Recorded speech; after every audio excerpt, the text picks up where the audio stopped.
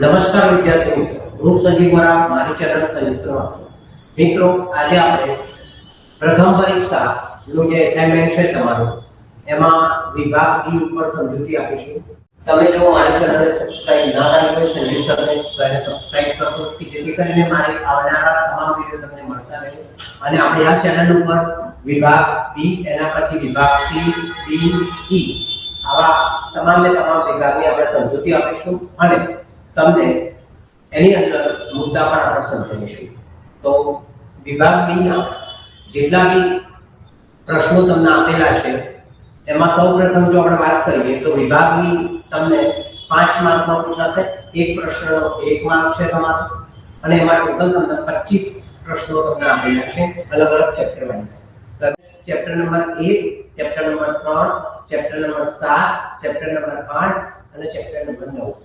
તો આ બધા ચેપ્ટરમાંથી તમારે એક ચેપ્ટરમાંથી 5 સવાલ પૂછાયા છે. ટોટલ 25 સવાલ છે. 25 સવાલ તમે મોડિફાઈ લીધા તો તમારે 5 માર્ક્સ રોકડા આવી જશે મિત્રો. તો 2025 પ્રથમ પરીક્ષા એસાઇનમેન્ટ સોલ્યુશન આપણે સ્ટાર્ટ કરીએ છીએ. મારી ચેનલને સબસ્ક્રાઇબ ના કરી હોય તો મારી ચેનલને સબસ્ક્રાઇબ કરો જેથી કરીને મારા આવનારા તમામ વિડિયો તમને મળતા રહે અને સમજૂતી પણ મળતી રહે. વિભાગ બી ની અંદર એસાઇનમેન્ટ વિકાસ એસાઇનમેન્ટ ધોરણ 11 એકાઉન્ટ ની અંદર તમારી પાસે જે 5 પ્રશ્નો આપેલા છે પ્રથમ પ્રકરણના, એ પ્રથમ પ્રકરણના 5 સવાલના જવાબ અહીંયા સોલ્યુશન સાથે મેં તમને આપેલા છે. તો તમે આને સ્ક્રીનશોટ પણ લઈ શકો છો અને લખી પણ શકો છો, તૈયાર કરી શકો છો. સમજૂતી હું વ્યવસ્થિત તમને અહીં આપીશ કે જેથી કરીને તમે એને સારી રીતે સમજી શકો. ખાલી ગોખશો તો નો ડાઉટ તમને આવડી તો જશે, પણ સમજશો તો તમને આવડશે બી ખરા અને એનું જ્ઞાન પણ પ્રાપ્ત થશે. તો આપણે જોઈએ પ્રકરણ 1 ની અંદર વિભાગ બી. તો પ્રકરણ 1 માં વિભાગ બી માં પ્રથમ પ્રશ્ન પર આપણે વાત કરીશું. સ્થિર નાણાં મૂલ્ય એટલે શું? આ તમારો પહેલો સવાલ છે.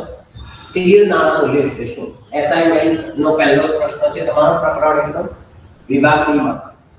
ભૂતકાળમાં ખરીદવામાં આવેલી મિલકત, એટલે જ્યારે તમે કોઈ મિલકત ભૂતકાળમાં ખરીદી હોય, જેમ કે માની લો કોઈ મકાન છે અને એને તમે ભૂતકાળમાં ખરીદી 50,000 રૂપિયાની અંદર, એ જ કિંમતે એટલે 50,000 રૂપિયા અને 50,000 રૂપિયા ભવિષ્યમાં પુનઃસ્થાપના કરી શકાતી હોય. ભવિષ્યમાં એટલે કે સમજી લો કે તમે મકાન ખરીદ્યું છે 2020 માં અને હાલ તમારે 2025 માં એ મકાન ફરીથી ખરીદવું છે. એવું જ મકાન, સેમ સ્ટાઇલનું મકાન. તો ભવિષ્યમાં જ્યારે પુનઃસ્થાપના કરી શકાતી હોય એ જ કિંમતે એટલે 50,000 માં તમે ખરીદ્યું હોય અને 2025 માં પણ તમને એ 50,000 માં જ પડે તો આને કહેવાય સ્થિર નાણાં મૂલ્ય. જો કે વ્યવહારમાં આવી ધારણા શક્ય નથી, તો આ નામાની આપણી મર્યાદા પણ છે. સ્થિર નાણાં મૂલ્ય મિત્રો, જેમ જેમ હું તમને ટોપિક ચલાવું એમ તમે એને સમજતા જશો, લખતા જશો અને મોડે કરતા જશો તો તમને આરામથી મોડે થઈ જશે. વિડિયો મારો લાંબો થશે અને સમજૂતી પણ હશે. એટલે જો ગોખી નાખશો અને નહીં સમજો તો તમને આગળ પરીક્ષાની અંદર તો આવડી જશે, પણ જ્યારે તમે કોઈ જગ્યાએ ઇન્ટરવ્યુ માટે જશો ત્યારે તમને તકલીફ પડશે. અને એ જ સમયે આવું સમજાવેલી જે વસ્તુ છે તમને કામ આવશે. તો મારી ચેનલ સાથે જોડાયેલા રહો કે જેથી કરીને મારા આવનારા તમામ વિડિયો તમને મળતા રહે. પ્રશ્ન નંબર 2 ઉપર આપણે જોઈએ છીએ.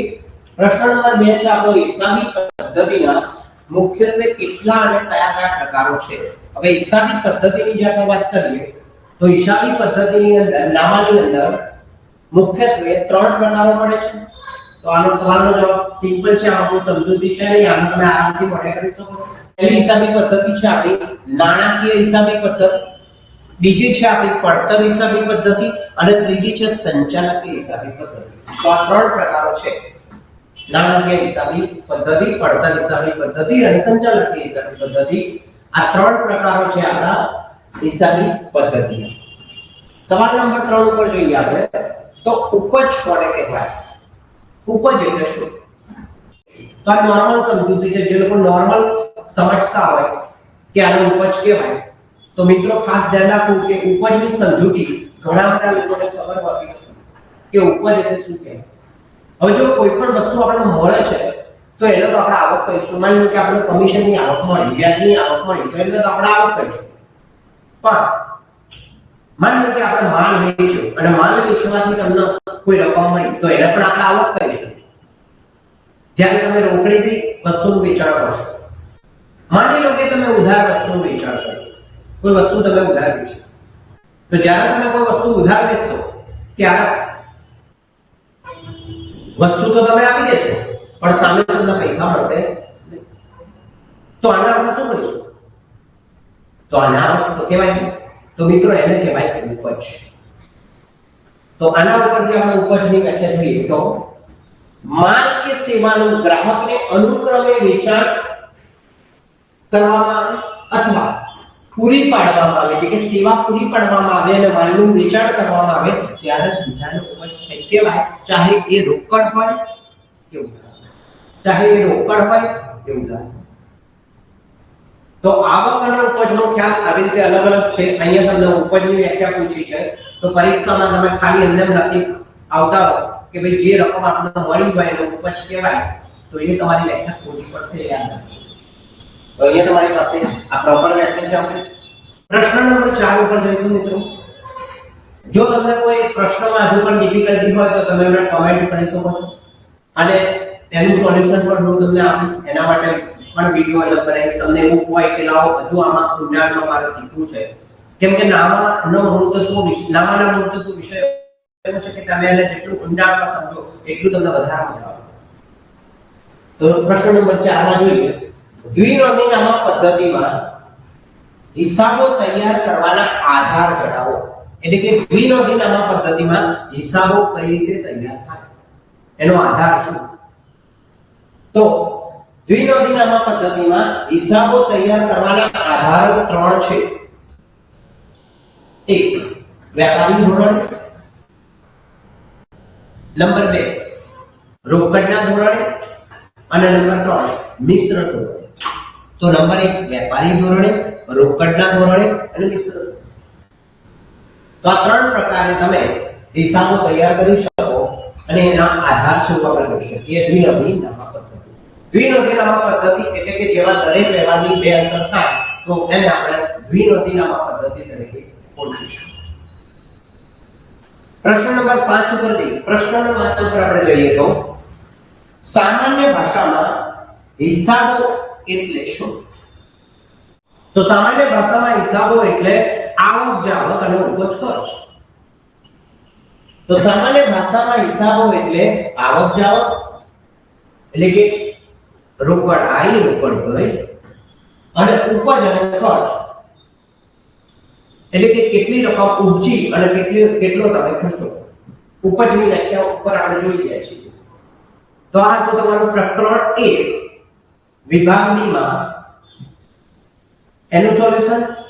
આમાં તમને કોઈ ડિફિકલ્ટી હોય તો તમે મને કમેન્ટ બોક્સમાં કમેન્ટ કરી શકો. ત્રણમાં પણ તમને 5 પ્રશ્નો પૂછેલા છે વિભાગ B માં, જે જીએસટી નું આપણું ચેપ્ટર છે, ગુડ એન્ડ સર્વિસ ટેક્સ. તો એના માટેનો પહેલો સવાલ છે વશેક પરત જમા એટલે શું? વશેક પરત જમા એટલે શું? તો વશેક પરત જમા એટલે ખરીદી ઉપર ચૂકવવામાં આવેલ વશેક વેચાણ ઉપર ચૂકવવા પાત્ર વશેકમાંથી બાદ મળે. જેમ કે વેપારીને ખરીદી ઉપર બી જીએસટી ભરવો પડે, વેચાણ ઉપર બી જીએસટી ભરવો પડે, પણ ખરીદી ઉપર જે જીએસટી ભર્યો હોય એમાંથી વેચાણ ઉપરનો ચૂકવવા પાત્ર જીએસટી એને બાદ મળે અને એ રકમને કહેવાશે વશેક પરત જમા. પ્રશ્ન નંબર 2 ઉપર વાત કરીશું. કયા પ્રકારની પૂર્તિ વ્યવહારમાં વશેક કેન્દ્ર અને રાજ્ય સરકાર વચ્ચે સરખે હિસ્સે વહેંચાય છે? કયા પ્રકારની પૂર્તિ વ્યવહારમાં? તો તમને અહીંયા વ્યવહારનું નામ પૂછે કે કયા પ્રકારની પૂર્તિ વ્યવહારમાં વશેક કેન્દ્ર અને રાજ્ય સરકાર વચ્ચે સરખે હિસ્સે એટલે સરખા ભાગે વહેંચાય. મતલબ કે ટેક્સ જો 18% હોય તો 9%, 28% હોય તો 14%, આવી રીતે વહેંચાય. તો જ્યારે એક જ રાજ્ય કે કેન્દ્ર શાસિત પ્રદેશની અંદર વસ્તુ અને સેવાઓ અથવા બંને પૂરી પાડવામાં આવતી હોય ત્યારે જીએસટી એટલે કે ગુડ એન્ડ સર્વિસ ટેક્સની રકમ કેન્દ્ર અને રાજ્ય સરકાર કેન્દ્ર શાસિત પ્રદેશ વચ્ચે સરખી રીતે વહેંચાય છે। જ્યારે એક જ રાજ્ય કે કેન્દ્ર શાસિત પ્રદેશની અંદર વસ્તુઓ અને સેવાઓ અથવા બંને પૂરી પાડવામાં આવે ત્યારે એક જ રાજ્ય એટલે ગુજરાત હોય તો ખાલી ગુજરાત રાજ્ય તો એમાં બે વર્ષે લાગુ પડશે આપણું સીજીએસટી અને એસજીએસટી અને એ બંને રાજ્ય સરકાર હોય કેન્દ્ર સરકાર હોય કે કેન્દ્ર શાસિત પ્રદેશ હોય બંનેને સરખી રીતે વહેંચાશે।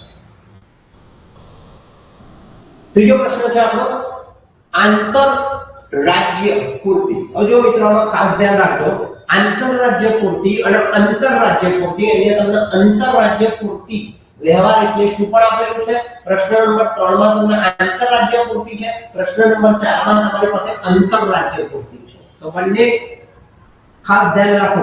આમાં સ્ટુડન્ટ બહુ જ કન્ફ્યુઝ થતા હોય છે તો આમાં ખાસ યાદ રાખો કે આંતરરાજ્ય પૂર્તિ એટલે પોતાના રાજ્ય કે કેન્દ્ર શાસિત પ્રદેશ સિવાયના રાજ્ય કે કેન્દ્ર શાસિત પ્રદેશ વચ્ચેની પૂર્તિ વ્યવહાર એટલે આંતરરાજ્ય વ્યવહાર કહેવાય। તો આંતરરાજ્ય એટલે કે ગુજરાતનો વેપારી હોય અને એ મુંબઈના વેપારી સાથે વેપાર કરે એના આપણે કહીશું આંતરરાજ્ય પૂર્તિ। પોતાના રાજ્ય કે કેન્દ્ર શાસિત પ્રદેશ સિવાય ના રાજ્ય કે કેન્દ્ર શાસિત પ્રદેશ વચ્ચે તો અંતર અને અંતર કહીશું આપણે અને અંતરરાજ્ય આંતર અને અંતર જ્યારે પોતાના રાજ્ય કેન્દ્ર શાસિત પ્રદેશમાં જ વ્યવહાર થાય તો તેને અંતરરાજ્ય વ્યવહાર કહે છે। એટલે કે ગુજરાતનો વેપારી હોય અને ગુજરાતમાં જ વસ્તુ વેચે તો એને આપણે કહીશું અંતરરાજ્ય પૂર્તિ। અને પ્રશ્ન નંબર 5 અંતરરાજ્ય પૂર્તિ તમે જોઈ શકો અહીંયા અંતરરાજ્ય પૂર્તિ કોને કહેવાય આપણે સમજાવી દીધું કે ગુજરાતનો વેપારી ગુજરાતમાં જ વેપાર કરતો હોય એને અંતરરાજ્ય પૂર્તિ કહેવાય। અને અંતરરાજ્ય પૂર્તિ વ્યવહારને કયા કયા વશેક લાગુ પડે છે તો અહીંયા જે આપણે પ્રશ્ન પૂછ્યો હતો અહીંયા જે પ્રશ્ન હતો કે એટલે શું એના માટેનો જ આ સવાલ છે પણ એમાં પૂછ્યું છે કયા કયા વશેક લાગુ પડે તો કેટલા વશેક લાગુ પડે તો જો એક જ રાજ્યમાં ફેરબદલી થતી હોય તો બે વશેક લાગુ પડે સીજીએસટી એસજીએસટી સિમ્પલ જવાબ આવે મિત્રો। તો જવાબ અંતરરાજ્ય પૂર્તિ વ્યવહારને કેન્દ્રીય વસ્તુ અને સેવાનો સીજીએસટી અને રાજ્ય વસ્તુ સેવાનો કર એસજીએસટી એટલે કે કેન્દ્ર શાસિત જો પ્રદેશ હોય અથવા તો કેન્દ્ર શાસિત જો પ્રદેશ હોય તો યુટીજીએસટી લાગુ પડે છે। તો આ બંને અથવામાં આવશે અહીંયા આ ખાસ ધ્યાન રાખવું તમારે અહીંયા કે કાં તો રાજ્ય હશે કાં તો કેન્દ્ર શાસિત પ્રદેશ હશે અને કેન્દ્ર સરકાર અલગ એટલે કેન્દ્ર સરકારને 18% જીએસટી તો 9% કેન્દ્ર સરકારને મળે 9% જો એ રાજ્ય હોય તો રાજ્યનો મળે અને જો એ કેન્દ્ર શાસિત પ્રદેશ હોય તો એ કેન્દ્ર શાસિત પ્રદેશ એટલે કાં તો રાજ્ય હશે કાં તો કેન્દ્ર શાસિત પ્રદેશ હશે બંને તો આની સાથે કેન્દ્ર આવશે તો આ રીતે બે જીએસટી હશે એટલે કાં તો સીજીએસટી એની જોડે એસજીએસટી કાં તો પછી સીજીએસટી એની જોડે યુટીજીએસટી। તો મિત્રો જો તમને આ પ્રશ્નોના જવાબમાં કોઈ હજુ પણ તકલીફ હોય તો તમે મને કોમેન્ટ બોક્સમાં કોમેન્ટ કરી શકો છો। આ હતું આપણું ભાગ 1 નું પ્રકરણ 3 ના 5 સવાલ જવાબ પ્રથમ પરીક્ષા માટેનું જે આપણે અસાઇનમેન્ટ છે એનું આપણું સોલ્યુશન છે। મિત્રો વિડિયો લાંબો થશે કેમ કે હજુ 3 પ્રકરણના સવાલ જવાબ આપણે બાકી છે એટલે પણ તમને 5 પ્રશ્નોના જવાબ પૂછાયા છે પ્રકરણ 7 માં। પ્રકરણ 7 એ તમારું રોકડ મેનું ચેપ્ટર છે રોકડ મેન અને તેના પ્રકારો ભાગ 1। તો પહેલો પ્રશ્ન આપણે જોઈએ એકદમ ઈઝી સવાલ છે પહેલો જે રોકડ મેની સમજૂતી હોય તો એ લોકોના સવાલ આરામથી આવડી જાય। થોડીક સમજૂતી હું તમને આપી દઉં। રોકડ મેની અંદર બે બાજુ હોય મિત્રો પહેલી ઉધાર બાજુને આપણે આય બાજુ કહીશું અને જમા બાજુ જે છે એના આપણે વ્યય બાજુ કહીશું। અહીંયા તમને પ્રશ્ન શું પૂછ્યો છે કે રોકડ મેની જમણી બાજુને શું કહે છે તો આસાનીથી તમે જવાબ આપી શકો કે રોકડ મેળની જમણી બાજુએ વ્યાજ બાજુ છે અને ઉધાર બાજુ પૂછ્યું હોય તો તમે જવાબ આપી શકો કે ઉધાર બાજુને આય બાજુ છે. તો જોયું મિત્રો કેટલું સહેલું છે. પણ સમજૂતી સાથે જો તમે એનો અભ્યાસ કરો તો તમે એને આસાનીથી યાદ રાખી શકો. જો આને તમે ગોખણપટ્ટીની રીતે લેશો તો આ તમને બહુ ભારે પડશે. તો એટલા માટે એકાઉન્ટ્સમાં સમજૂતી બહુ અગત્યની હોય છે. ખાલી એકલા સોલ્યુશનનો કોઈ મતલબ હોતો નથી, પણ એ સોલ્યુશનની સમજૂતી પણ એટલી જ અગત્યની હોય છે. જે આપણી ચેનલ પર તમને આપવામાં આવે છે મિત્રો. તો પ્રથમ પરીક્ષા, બીજી પરીક્ષા અને વાર્ષિક પરીક્ષાના એસાઇનમેન્ટનું તમામ સોલ્યુશન આપણી ચેનલ પર તમને આપવામાં આવશે. એની સાથે સાથે ધોરણ 10 અને 12 ના એસાઇનમેન્ટનું સોલ્યુશન પણ આપણી ચેનલ પર તમને મળશે. Jyoti group and personal tuition Sanjeev sir channel subscribe ના કરી હોય તો એને સબસ્ક્રાઇબ કરી લો. મિત્રો તમારા જેવા બીજા જે મિત્રો છે, જે વિદ્યાર્થીઓ અભ્યાસ કરે છે, એમને પણ વિડિયો શેર કરો કે જેથી કરીને એ લોકો પણ આનો લાભ ઉઠાવે. તો જોઈએ આપણે પ્રકરણ 7 વિભાગ બી પ્રશ્ન નંબર 1 આપણે જોઈ ચૂક્યા છીએ મિત્રો. પ્રશ્ન નંબર 2 માં જોઈએ તો રોકડ મેળની ઉપયોગિતા જણાવો. ઉપયોગિતા એટલે ફાયદા. રોકડ મેળથી ફાયદો શું થાય?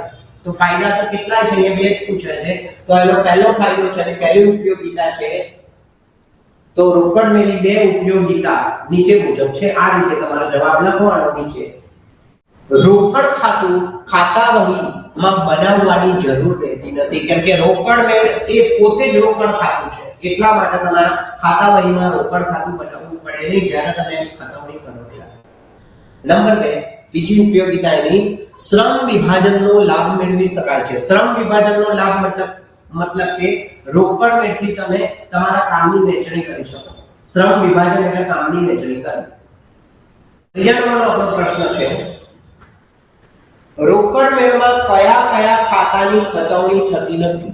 આપણે એકદમ ઈઝી સવાલ છે.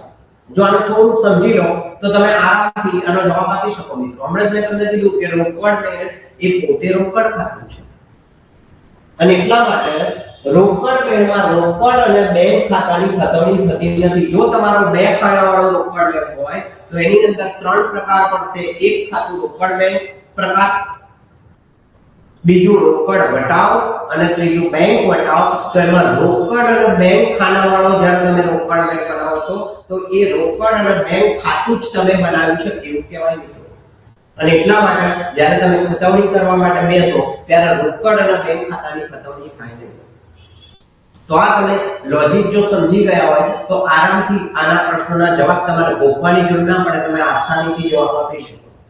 જેમ કે અહીંયા મેં તમને કીધું કે રોકડ મેળની જમણી બાજુને શું કહેવાય? તો વ્યય બાજુ કહેવાય. તો હવે પ્રશ્ન પૂછાય કે રોકડ મેળની આય બાજુને શું કહેવાય?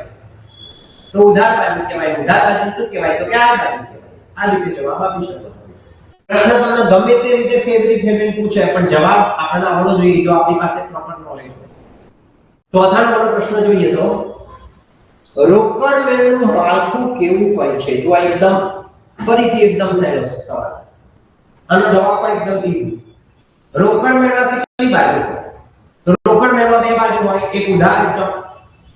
અને જ્યારે કોઈ પણ વસ્તુની કોઈ પણ ખાતાની જ્યારે ઉધાર અને જમા બે બાજુ હોય એનો મતલબ થયો એટલે ખાતું કેમ? તો રોકડ મેળનું માળખું ખાતા સ્વરૂપનું છે. જે લોકો ખાતાવાહી ખતવણીનું ચેપ્ટર ભણેલા હોય, જો ના ભણ્યા હોય તો મારો ખાતાવાહી ખતવણીનો વિડિયો પણ છે ચેપ્ટરનો, એ પણ તમે જોઈ શકો છો કે જેથી કરીને તમને ખાતાવાહી ખતવણી કઈ રીતે કરવી એનું તમને નોલેજ મળે. તો ખાતાવાહી ખતવણી જ્યારે તમે કરો ત્યારે તમારે અલગ અલગ બધા ખાતા ખોલવા પડે અને દરેક ખાતામાં બે બાજુ હોય, ઉધાર અને જમા. અને રોકડ મેળમાં પણ બે બાજુ હોય, ઉધાર અને જમા. અને એટલા માટે રોકડ મેળનું જે માળખું છે એ ખાતા સ્વરૂપનું હોય છે. તો આ તો તમારો પ્રશ્ન નંબર 4 એનો આન્સર. પ્રશ્ન નંબર 5 પર જઈશું. બેંક સિલક મેળનો અર્થ સમજાવો. હવે આ પ્રશ્ન જે છે મિત્રો આને તમારે એકદમ મોઢે કરવું પડશે કેમ કે વ્યાખ્યા છે, વ્યાખ્યા વડે જ કરવી પડે. આને સમજો. સમજૂતી આની બરોબર છે કે આપણે સમજાવી દીધી અને સમજૂતીથી આવડી પણ જાય, પણ સમજૂતી લખશો તો તમને માર્ક્સ નહીં મળે. તમારે એનો પ્રોપર વસ્તુ લખવી પડે, એની વ્યાખ્યા પ્રોપર લખવી પડે જ્યારે વ્યાખ્યા હોય ત્યારે. તો રોકડ મેળમાં બેંક ખાનાની આય બાજુનો સરવાળો વ્યય બાજુના બેંક ખાનાના સરવાળા કરતા વધુ મળે તો તફાવતની રકમને બેંક સિદ્ધ કરે છે. ફરીથી એકવાર જોઈ લઈએ મિત્રો, રોકડ મેળની બેંક ખાનાની આય બાજુ એટલે ઉધાર બાજુ, આય બાજુનો મતલબ શું થશે? આય બાજુ મતલબ થશે ઉધાર બાજુ. વ્યય બાજુનો સરવાળો, આય બાજુનો સરવાળો વ્યય બાજુનો બેંક ખાનાનો સરવાળો એટલે કે વ્યય બાજુ એટલે કે જમા બાજુ ના બેંક ખાનાનો સરવાળા કરતા વધુ મળે તો આય બાજુનો સરવાળો એટલે કે ઉધાર બાજુનો સરવાળો જમા બાજુના સરવાળા કરતા વધુ મળે તો એને બેંક કહેવાય. તફાવતની રકમ. ઉધાર બાજુ રકમ વધારે હોય, જમા બાજુ રકમ ઓછી હોય તો ઉધાર બાજુની રકમમાંથી જમા બાજુની રકમ તમે બાદ કરો જે રકમ મળે એને બેંક સિલક કહેવાય. અને જો આ સવાલ ઉલટો પૂછ્યો હોય કે બેંક ઓવરડ્રાફ્ટ કોને કહેવાય તો રોકડ મેળની જમા બાજુનો જે સરવાળો હોય બેંક ખાનાનો એમાંથી તમે ઉધાર બાજુના બેંક ખાનાનો સરવાળો બાદ કરો તો તમને મળશે બેંક ઓવરડ્રાફ્ટ. કેમ કે જમા બાજુનો સરવાળો વધારે છે અને ઉધાર બાજુનો સરવાળો ઓછો છે તો બેંક ઓવરડ્રાફ્ટ. અને જો ઉધાર બાજુનો સરવાળો વધારે હોય અને જમા બાજુનો સરવાળો ઓછો હોય તો એને કહેવાય બેંક સિલક. તો આ પણ આ સમજૂતી છે મિત્રો. આ રીતે પણ તમે એને સમજીને યાદ રાખી શકો અને મોડે પણ કરી શકો. તો આ રીતે તમને જેટલા આપણા 5 સવાલના જવાબ હતા એ સોલ્યુશન તમને થઈ ગયું હશે. સમજણ પણ તમને પડી ગઈ હશે. છતાંય પણ સમજણ ના પડી હોય તો મિત્રો વારંવાર એકની એક વાત કહું છું કે તમે મને કમેન્ટ બોક્સમાં કમેન્ટ કરી શકો છો. પણ જો કે મેં સમજૂતી આપી છે તો મને લાગે છે એવું કે તમને સમજણ પડી ગઈ હશે. કેમ કે મેં બહુ ડિટેલમાં સમજૂતી આપી છે તે તમને બીજી કોઈ પણ YouTube ચેનલ ઉપર આ જ રીતની સમજૂતી પ્રશ્નોના જવાબની અંદર નહીં મળતી હોય તો એટલા માટે મેં આ સમજૂતી આપવાનો ટ્રાય કર્યો છે. કોઈ YouTube ચેનલ આપણને સમજૂતી આપે કે ના આપે પણ હું મારી ચેનલ ઉપર વિદ્યાર્થીઓને સમજૂતી આપવાનો હંમેશા ટ્રાય કરું છું કે જેથી કરીને એમને પૂરતું નોલેજ પ્રાપ્ત થાય અને મારા 23 વર્ષનો લાભ વિદ્યાર્થીઓને મળે. મિત્રો 2003-4 થી હું ક્લાસીસ ચલાવું છું. 2025 માં પણ હાલ મારું ક્લાસીસ ચાલુ છે. વિષયની અંદર આપણે બધા જ વિષયો લઈએ છીએ. Account, state, eco, BA, SP, arts ની અંદર પણ આપણે મનોવિજ્ઞાન, ભૂગોળ, તત્વજ્ઞાન, તત્વશાસ્ત્ર, અર્થશાસ્ત્ર બધા જ વિષયો આપણે લઈએ છીએ. ધોરણ 10 ની અંદર પણ ગણિત, વિજ્ઞાન, અંગ્રેજી, સમાજ અને ધોરણ 12 સાયન્સ ના પણ આપણે બાયોલોજી, કેમિસ્ટ્રી અને ફિઝિક્સ માટેના સાયન્સો છે. અને આપણી પાસે એક બેસ્ટ ટીમ છે કે જેની મદદથી તમે સારું રિઝલ્ટ લાવી શકો છો. અને ધોરણ 10 અને 12 ની અંદર આપણે આઈએમપી પણ આપીએ છીએ જે આઈએમપી બોર્ડની અંદર હોય છે અને દર વર્ષે મારી આઈએમપી માંથી 80 થી 90% વિષયો પૂછાતા હોય છે બોર્ડ. અને મારી ગેરંટી હોય છે કે એમાંથી એટલું બોર્ડમાં આવશે જ. ચાહે બીજી કોઈ પણ જગ્યાએ તમને આઈએમપી મળતું ના હોય પણ મારી ચેનલ ઉપર તમને બોર્ડનું આઈએમપી મળશે. તો એટલા માટે મારી ચેનલને સબસ્ક્રાઇબ કરી રાખો. જે ધોરણ 10 અને 12 માં ભણતા હોય એવા વિદ્યાર્થીઓ માટે હવે હું વિડિયો લાવીશ કે જેથી કરીને એમને આઈએમપી મળે અને સોલ્યુશનના વિડિયો પણ મારા આવતા રહે. આવા બધી મિત્રો તમને બોરિંગ લાગશે કદાચ કે સાહેબ તો ભાષણ કરે છે અને સોલ્યુશન કરાવતા નથી. તો મિત્રો 3 ચેપ્ટરનું સોલ્યુશન આપણું પતી ગયું છે. આગળના હવે 2 ચેપ્ટરનું સોલ્યુશન આપણી પાસે બાકી છે મિત્રો. તો પ્રકરણ 7 પછી આપણે જોઈશું પ્રકરણ નંબર 8. મેં તમને હમણાં વાત કરી પ્રમાણે ખાસ આમનોંધનું આપણું ચેપ્ટર છે અને ખાસ આમનોંધના સવાલના જવાબ છે વિભાગ 1 માંથી અને તમારો એસાઇનમેન્ટ નો વિભાગ છે વિભાગ 2 માંથી. તો પ્રશ્ન નંબર 1 ઉપર વાત કરીશું આપણે. ખાસ આમનોંધ કોને કહે છે? તો આ પ્રશ્ન છે. ખાસ આમનોંધ એટલે શું? તો ખાસ આમનોંધ એટલે અન્ય પેટાનોંધમાં જે વ્યવહારો નોંધાતા નથી. અન્ય પેટાનોંધો એટલે હવે શું ફરી પાછો ઉભો થાય પ્રશ્ન કે પેટાનોંધો એટલે શું? તો પેટાનોંધોની અંદર 4 પ્રકાર પડશે. એક રોકડ મેળ અંગેની પેટાનોંધો જે ચેપ્ટર નંબર 7 માં આપણી પાસે આવી ગયું. એના પછી આવશે ખરીદી અંગેની પેટાનોંધો જે માલની અંગેની પેટાનોંધો હોય. ખરીદી, વેચાણ, ખરીદ પરત, વેચાણ પરત. તો માલ અંગેની પેટાનોંધોનો પ્રકાર આવશે જે પેટાનોંધના ચેપ્ટરમાં આવશે આપણી પાસે. અને લેણી હુંડી અને દેવી હુંડી માટેની પેટા નોંધો કે જે તમારા ભાગ 2 ના બીજા ચેપ્ટરમાં આવશે એકાઉન્ટ્સ ની અંદર ધોરણ 11 માં. અને ચોથા નંબરની આપણી છે ખાસ આમનોંધ કે જે તમારું ચેપ્ટર નંબર 8 છે. તો અહીંયા આપણે જેટલી પણ પેટા નોંધોની વાત કરી ઉપર 1, 2 અને 3 માં રોકડ મેળ, પેટા નોંધો, ખરીદ પરત, વેચાણ પરત, એમાં જે વ્યવહાર ના નોંધાયો હોય એ વ્યવહારની નોંધ જેમાં કરવામાં આવે એના આપણે કહીશું ખાસ આમનોંધ. વ્યાખ્યા જોઈએ આપણે.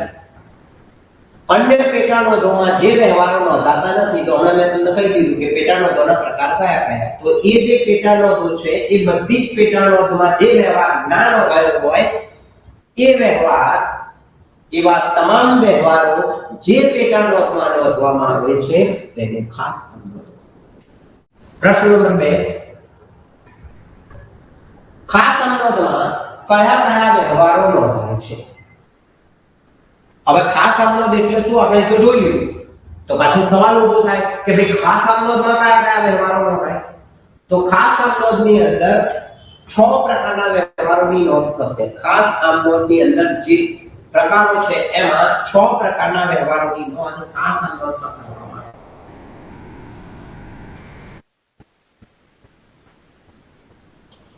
નંબર 1,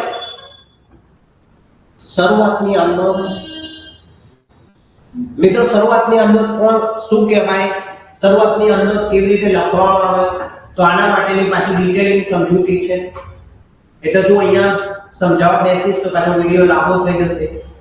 પણ થોડું તમને કહી દઉં કે જ્યારે ધંધાનો માલિક ધંધામાં મૂડી લાવે અને એ મૂડી તરીકે રોકડ લાવે, ફર્નિચર લાવે, મિલકત લાવે, માલ લાવે, તો એ વ્યવહારને આપણે કહીશું શરૂઆતની આમનોંધ. અને એ આમનોંધ આગળની કોઈ પણ પેટા નોંધમાં નથી નોંધાતી, એની નોંધ ખાસ આમનોંધમાં થશે. પણ એમાં રોકડનો જે વ્યવહાર છે એટલે કે માલિક રોકડ લાવ્યો હોય તો એની નોંધ ખાસ આમનોંધમાં થશે નહીં, એ રોકડ વ્યવહાર થશે. તો આ સમજૂતી પણ મેં તમને આપી દીધી. હજુ વધારે સમજૂતી જો આની જોઈતી હોય તો મારો ચેપ્ટર નંબર જે 8 છે, ખાસ આમનોંધનો આપણો જે ચેપ્ટર નંબર 8 છે એનો પણ વિડિયો છે, એ પણ તમે જોઈ શકો છો મિત્રો. બીજા નંબરનો પ્રકાર છે આપણો અન્ય પેટા નોંધમાં ન સમાતા વ્યવહારો. અન્ય પેટા નોંધમાં ન સમાતા વ્યવહારો એટલે કે અગાઉ જે ખરીદ પરત, વેચાણ પરત, રોકડ વેચ, એ બધી પેટા નોંધમાં જે વ્યવહારો ના સમાયા હોય, જેમ કે લેણી હુંડી, દેવી હુંડીના વ્યવહારો, જેમ કે ગાયકાદ ઘસારાના વ્યવહારો કે જેના માટે પેટા નોંધો રાખવામાં આવતી ના હોય, તો એના માટે આપણે અન્ય પેટા નોંધમાં ન સમાતા વ્યવહાર હોય એની અંદર, તો અન્ય પેટા નોંધમાં ન સમાતા જે વ્યવહાર હોય એ પણ ખાસ આમનોંધમાં નોંધાશે. અન્ય પેટા નોંધના મેં તમને પ્રકાર અને સમજૂતી પણ આપી દીધી. ખાતાની ફેરબદલીના વ્યવહાર એટલે કે એક ખાતામાંથી જ્યારે વસ્તુ બીજા ખાતામાં ગઈ હોય, જેમ કે નયનામાંથી નયન ખાતે ગઈ હોય, તો ખાતાની ફેરબદલી જ્યારે થઈ હોય ત્યારે પણ એ ખાસ આમનોંધમાં નોંધાશે. આખર નોંધો કે જે વર્ષના અંતે લખવામાં આવે એવી નોંધો પણ ખાસ આમનોંધમાં લખાશે. હવાલા નોંધોનું ચેપ્ટર તમારા આવશે ભાગ 2 માં. ચેપ્ટર 5 છે તમારું, જેમાં વેપાર ખાતું, લખાણ ખાતું અને પાકો સરવૈયો એની સાથે હવાલાઓ આવશે. તો એ હવાલાઓની જે હવાલા નોંધો છે એ ખાસ આમનોંધમાં લખાશે. અને છેલ્લો એનો પ્રકાર છે ભૂલ સુધારણા નોંધ. તો ભૂલ સુધારણા નોંધ માટે તમારે ભાગ 2 નું આપણું ચેપ્ટર નંબર 1 છે, તો એના પણ વિડિયો મારા આવશે. તેની અંદર તમને પૂરેપૂરું નોલેજ મળશે ભૂલ સુધારણા ચેપ્ટર એટલે શું છે. કેમ કે નામાની અંદર જે ભૂલો સુધારવામાં આવે, જે આપણે હિસાબ લખતા હોય અને એમાં જે ભૂલ પડી હોય તો એના આપણે ભૂલ સુધારણા કહીશું. અને ભૂલ સુધારણા કઈ રીતે થાય એના પ્રકારોની સમજૂતી આપણે ચેપ્ટરમાં અભ્યાસ કરીશું. તો અહીંયા તમારો હતો પ્રશ્ન નંબર 2, જેમાં હતો ખાસ આમનોંધમાં કયા કયા વ્યવહારો નોંધાય. તો ખાસ આમનોંધમાં 6 પ્રકારના વ્યવહારો નોંધાય. શરૂઆતની આમનોંધ, અન્ય પેટા નોંધમાં ન સમાતા વ્યવહાર, ખાતાની ફેરબદલીના વ્યવહારો, આખર નોંધો, હવાલા નોંધો અને ભૂલ સુધારણા. પ્રશ્ન નંબર 3 પર જઈશું આપણે. તો પ્રશ્ન નંબર 3 છે તમારો રૂપિયા 16,000 નું યંત્ર કમલ પાસેથી ખરીદ્યું. આ વ્યવહાર કઈ પેટાનોંધમાં નોંધાશે?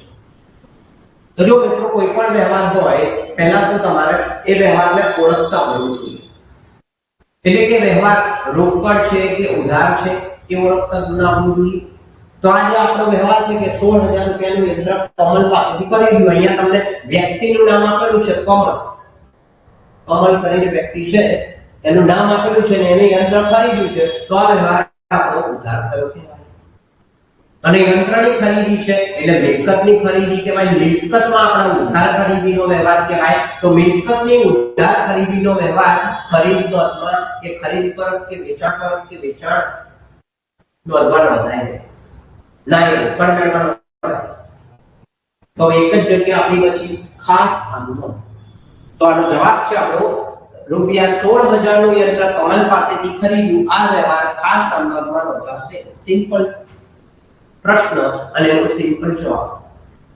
પણ જો તમે એને સમજશો તો તમને સિમ્પલ લાગશે, પણ જો આને તમે લોડ લઈ કરશો તો આ તમને અઘરું લાગશે. તો એટલા માટે સમજૂતી બહુ અગત્યની વસ્તુ હોય છે અને એ સમજણ પડી જાય એવી સમજૂતી એ વધારે અગત્યનું હોય છે જે આપણી ચેનલ પર તમને આપવામાં આવે છે. મિત્રો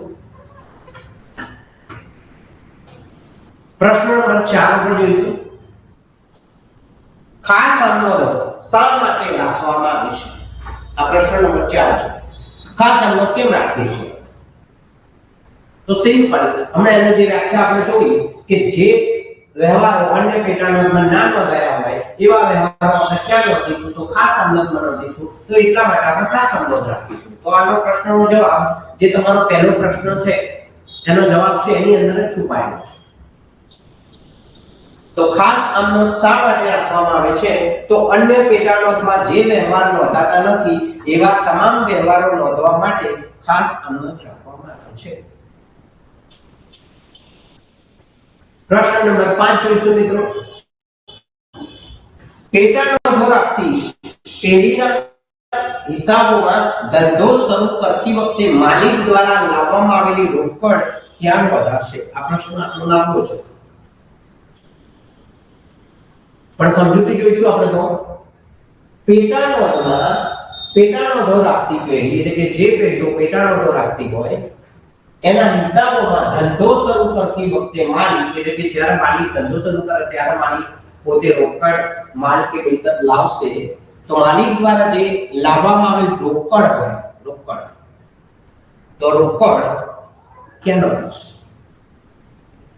તો મિત્રો આટલી સમજૂતી પછી હવે તમને આઈડિયા આવી જવો જોઈએ કે ખાસ આમનોંધની અંદર રોકડ વ્યવહારની નોંધ થતી નથી. હમણાં મેં તમને કીધું કે શરૂઆતની આમનોંધમાં જો ધંધાનો માલિક રોકડ લાવશે, માલ લાવશે, મિલકત લાવશે તો રોકડની નોંધ નહીં થાય, માલ અને મિલકતની નોંધ ખાસ આમનોંધમાં થશે. અહીંયા તમને પ્રશ્ન પૂછેલો છે કે રોકડ માલિક દ્વારા લાવવામાં આવેલ રોકડ ક્યાં નોંધાશે? તો અહીંયા પેટાનોંધો રાખતી પેઢી, આનો સવાલનો જવાબ આપણે આ રીતે આપીશું. આપણે પેટાનોંધો રાખતી પેઢીના હિસાબોમાં ધંધો શરૂ કરતી વખતે માલિક દ્વારા લાવવામાં આવેલી રોકડ ખાસ આમનોંધમાં નોંધાશે નહીં, તેની નોંધ રોકડ મેળમાં થશે. ક્લિયર છે મિત્રો? મેં તમને અગાઉ પણ સમજૂતી આપી દીધેલી છે કે શરૂઆતની આમનોંધમાં શું આવશે ને એનો આ પ્રશ્ન છે, થોડો ફેવરિટ પૂછેલો છે મિત્રો. તો આ રીતે તમે સમજેલા છો તો આનો જવાબ તમે આપી શકશો. તો અહીંયા આપણો પ્રશ્ન જે વિભાગ બી ના 5 પ્રશ્નો જે હતા આપણા પ્રકરણ નંબર 8 ના એ અહીંયા પૂરા થાય છે. અને હવેનું આપણું ચેપ્ટર છે પ્રકરણ 9 જે આપણું લાસ્ટ ચેપ્ટર છે મિત્રો. તો લાસ્ટ ચેપ્ટર ના 5 પ્રશ્નો. ચેપ્ટર છે ખાતાવહી, ચેપ્ટર નંબર 9 ભાગ A અને આપણે સોલ્વ કરી રહ્યા છીએ એસાઇનમેન્ટ વિભાગ B. અને આ લાસ્ટ 5 પ્રશ્નો છે. આની સાથે તમારો વિભાગ B અહીંયા પૂરો થશે મિત્રો. જે 25 પ્રશ્નો નો મેં તમને વાઇન કર્યો કે 25 પ્રશ્નો નું સોલ્યુશન હું તમને આપીશ. તો યાદ હું શિક્ષક દિન ના દિવસે તમને આપી રહ્યો છું મિત્રો. તો હું જે કહું છું એનું કરું છું મિત્રો, અને એટલા માટે જે લોકો મારી સાથે અત્યાર સુધી જોડાયેલા છે, જે વિદ્યાર્થીઓ મારી સાથે અભ્યાસ કરી ચૂક્યા છે, એ લોકો આજે બહુ મોટી મોટી પોસ્ટ ઉપર જોબ કરે છે. કોઈ સીએ છે, કોઈ એમસીએ કરે છે, એમબીએ છે, ફોરેન છે લોકો, કેમ કે છેલ્લા 25 વર્ષથી ક્લાસ ચલાવી રહ્યો છે. તો જોઈએ આપણે પ્રકરણ 9 વિભાગ બી માં પ્રશ્ન નંબર 1, પાનોત્રી એટલે શું? પાનોત્રી એટલે શું? હવે અમુક વિદ્યાર્થીઓ એવા છે જેને પાનોત્રી શબ્દ પહેલી વાર સાંભળ્યો હશે. પાનોત્રી એટલે શું? આ સવાલને ફેરવીને પણ પૂછવામાં આવે મિત્રો, તો એટલા માટે મેં તમને અહીંયા અનુક્રમણિકા અથવા આમાં લખેલું છે, જુઓ, અનુક્રમણિકા અથવા પાનોત્રી બે એક જ કહેવાય. અનુક્રમણિકા જે તમે ચોપડો જ્યારે બનાવો છો કોઈ પણ વિષયનો, ત્યારે તમે તમારા અનુક્રમણિકામાં તમારા ચેપ્ટરો બધા તમે લખો છો ને એની સામે ટીચર્સની સાઈન હોય છે, જેમાં તમને ગ્રેડ આપવામાં આવે છે. તો ખાતા વહીની શરૂઆતમાં બધા જ ખાતાઓની યાદી રાખવામાં આવે છે. જો ખાતા વહીની શરૂઆતમાં જ્યારે તમે ખાતા વહી ખતમણીની અંદર ખાતા વહી બનાવો, બહુ બધા ખાતા બનાવ્યા હોય તો બહુ બધા ખાતા કયા પેજ પર હશે, કયું ખાતું ક્યાં હશે, તો એના માટે ખાતા વહીમાં શરૂઆતમાં બધા ખાતાઓની યાદી આપવામાં આવે છે. યાદી એટલે કે લિસ્ટ આપવામાં આવે છે, અને જેને ખાતા વહીની અનુક્રમણિકા અથવા તો પાનોત્રી કહે છે. તો જવાબ પણ સરળ હતો. પ્રશ્ન કદાચ તમને નવો લાગ્યો હશે અને એના કારણે ઘણા બધા વિદ્યાર્થીઓ ગભરાઈ જતા હોય છે કે આ તો પ્રશ્ન, આ તો આવું તમે વાંચ્યું જ નથી. એટલીસ્ટ તમને વાંચ્યું નથી એવું નથી કે તમને ચલાવવામાં આવ્યું નથી. તો એટલા માટે આપણી ચેનલ ઉપર આ બધી જ વસ્તુઓનું સોલ્યુશન તમને મળે છે મિત્રો. અને એકાઉન્ટનું મારું જે નોલેજ છે એ નોલેજ હું તમારી સાથે આ રીતે શેર કરું, એના માટે તમે મારો વિડિયો પર શેર કરો કે જેથી કરીને બીજા વિદ્યાર્થી મિત્રોને પણ આ નામાના મૂળ તત્વો વિષયના ઊંડાણપૂર્વકનું જે નોલેજ છે, જ્ઞાન છે, એનો લાભ મળે. પ્રશ્ન નંબર 2 ઉપર જઈશું આપણે. ખાતાની ઉધાર બાકી. તો જે લોકો ખાતા વહી ખતમણીનું ચેપ્ટર ભણતા હોય એ લોકોને આ પ્રશ્નનો જવાબ આસાનીથી આવી જાય. ખાતાની ઉધાર બાકી ક્યારે આવે?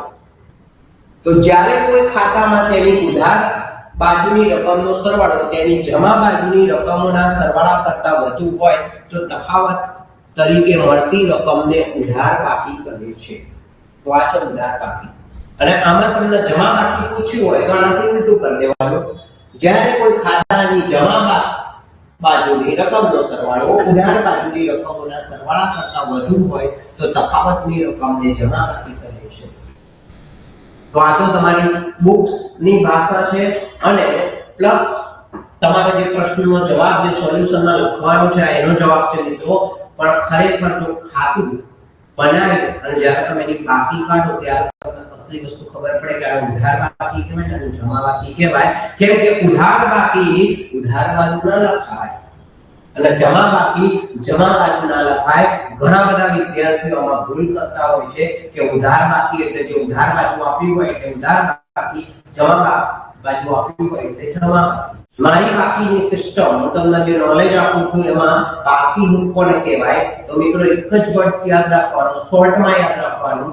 જે બાજુનો સરવાળો વધારે હોય એ બાકી કહેવાય. મતલબ કે જો તમારી ઉધાર બાજુનો સરવાળો વધારે હોય તો ઉધાર બાકી કહેવાય, જમા બાજુનો સરવાળો વધારે હોય તો જમા બાકી કહેવાય. પણ ઉધાર બાકી લખાય જમા બાજુ અને જમા બાકી. તો અહીંયા તમે જોઈ શકો છો કે જ્યારે કોઈ ખાતાની ઉધાર બાજુનો રકમનો સરવાળો તો ઉધાર બાજુના રકમનો સરવાળો જમા બાજુની રકમના સરવાળા કરતા વધુ છે. ઉધાર બાજુ વધારે છે, જમા બાજુ ઓછું છે, ઉધાર બાકી કહેવાશે. જો જમા બાજુનો સરવાળો વધારે હોય અને ઉધાર બાજુનો સરવાળો ઓછો હોય તો જમા બાજુનો સરવાળો વધારે હોવાથી એને જમા બાકી કહેવાશે. પ્રશ્ન નંબર 3 માં જઈશું આપણે.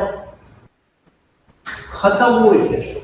આમનોંધ કે પેટાનોંધ ઉપર આ બંને આમનોંધ અને પેટાનોંધ ઉપરથી નામાના નિયમો પ્રમાણે, તો નામાના નિયમો મિત્રો વ્યક્તિ ખાતાનો નિયમ, માલ મિલકત ખાતાનો નિયમ અને ઉપજ ખર્ચ ખાતાનો નિયમ. તો નામાના નિયમો પ્રમાણે આ જે નામાના નિયમો છે પ્રમાણે અસર કરતા ખાતે તેની ઉધાર કે જમા બાજુ, એટલે કે જે ખાતામાં એની અસર થતી હોય એ ખાતાની ઉધાર બાજુ કે જમા બાજુ નોંધવાની પ્રક્રિયાને ખતવણી કે ખતવવું કહે છે. ફરીથી એકવાર જોઈએ મિત્રો. આમ નોંધ કે પેટાનોંધ ઉપરથી નામાના નિયમો પ્રમાણે અસર કરતા ખાતે તેની ઉધાર કે જમા બાજુ નોંધવાની પ્રક્રિયાને ખતવવું કે ખતવણી કહે છે.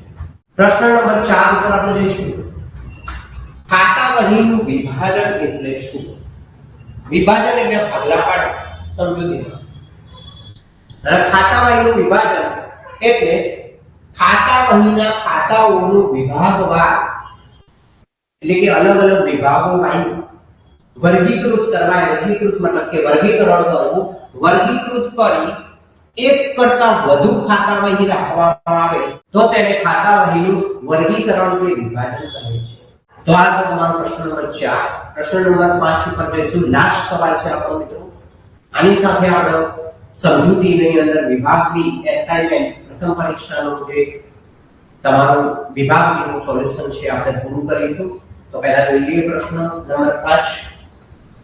ખાતાની બાકી એટલે શું? કે ખાતામાં બે બાકી હોય, ઉધાર બાકી અને જમા બાકી. કોઈ પણ ખાતાની ઉધાર અને જમા બાજુના સરવાળાના તફાવતને ખાતાની બાકી કહે છે. હમણાં મેં તમને કીધું કે ખાતાની બાકી એટલે શું?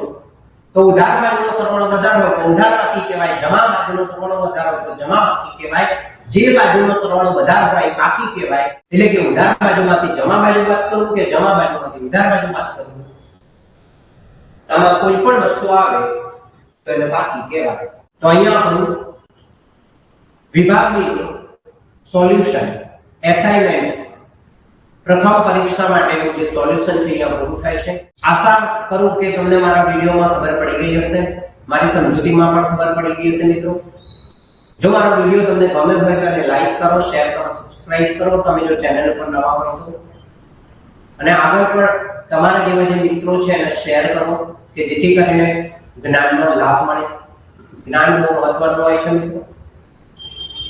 પ્રશ્નોના જવાબ આપી પરીક્ષા પાસ કરી માર્ક્સ લાવી લઈએ આપણે, ચલો એ તો બરોબર છે, પણ નોલેજ એ આપણને જીવનમાં પણ બહુ કામમાં આવતું હોય છે. તો એ નોલેજ શેરિંગ આપણી ચેનલ ઉપર થાય. મારી પોતાની એપ પણ છે જે પ્લે સ્ટોરમાં જઈને તમે Jyoti group and personal tuition Sanjeev sir app સ્ટોરમાં તમે શોધશો એટલે આપણી એપ મળશે. એમાં તમારો મોબાઈલ નંબર નાખશો એટલે આપણી એપ ખુલશે અને એમાં તમે મારા ફ્રી વિડિયો જોવા માટે ફક્ત 1 રૂપિયો તમારે ભરવાનો છે. તો 1 રૂપિયામાં તમને મારા બધા જ વિડિયો ફ્રીમાં જોવા મળશે. તો મિત્રો મળીએ એક બીજા નવા વિડિયો સાથે. નેક્સ્ટ વિડિયોમાં આપણે વિભાગ સી, વિભાગ બી અને વિભાગ ઈ ની સમજૂતી જોઈશું. તો હવે પછીનો મારો જે વિડિયો આવશે એમાં આવશે વિભાગ સી ની સમજૂતી સાથે સોલ્યુશનનો વિડિયો. તો મિત્રો તમને સોલ્યુશન તો ઘણા બધા લોકો આપતા હશે અને મળતું પણ હશે, પણ સમજૂતી સાથેનું સોલ્યુશન તમને અહીંયા મળશે. તો થેન્ક યુ વિદ્યાર્થી મિત્રો.